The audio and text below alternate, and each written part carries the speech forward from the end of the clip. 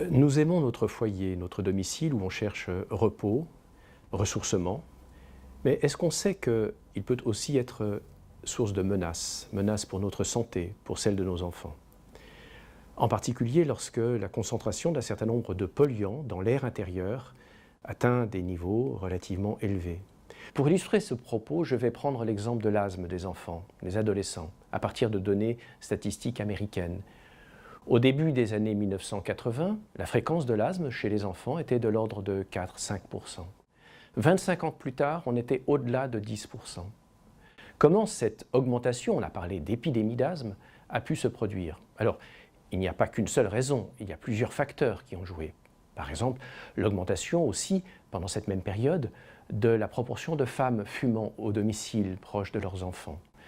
L'augmentation importante aussi d'une forme de pollution atmosphérique liée à la dieselisation du parc automobile, les particules diesel très très fines, ayant un pouvoir d'augmentation de la sensibilisation des voies aériennes et du caractère allergénique de certains pollens, mais également la transformation très profonde de notre régime alimentaire. Tout cela contribue, mais, et c'est bien la question ici, l'augmentation pendant cette même période de certains polluants dans l'air intérieur a également joué un rôle. Comment expliquer cela?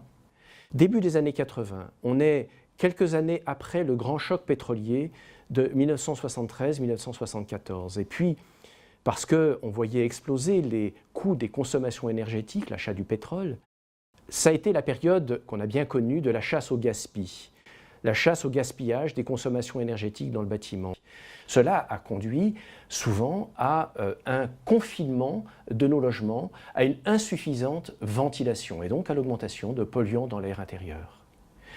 Et dans ces polluants, on retrouve des agents sensibilisants, irritants, des agents cancérogènes, en particulier le gaz radon, tout particulièrement dans les logements assis sur des sols granitiques, avec également présence d'uranium qui va émettre du radon.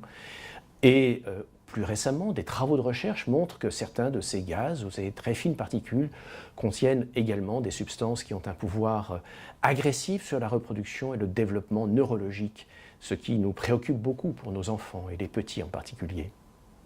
Et il y a donc de véritables enjeux de santé publique. Mais les enjeux sont également d'ordre énergétique.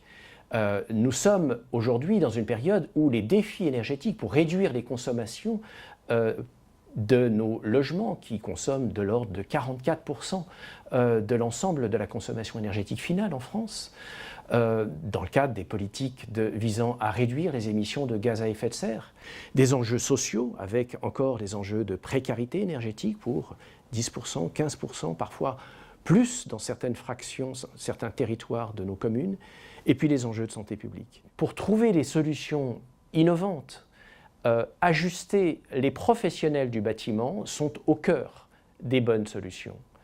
Ils sont au cœur car par la conception adaptée du logement, du bâtiment, des ventilations efficaces, de leur maintenance, de leur entretien, mais également pour informer les usagers, ils peuvent jouer un rôle absolument capital pour trouver les bons dosages entre ces différentes contraintes.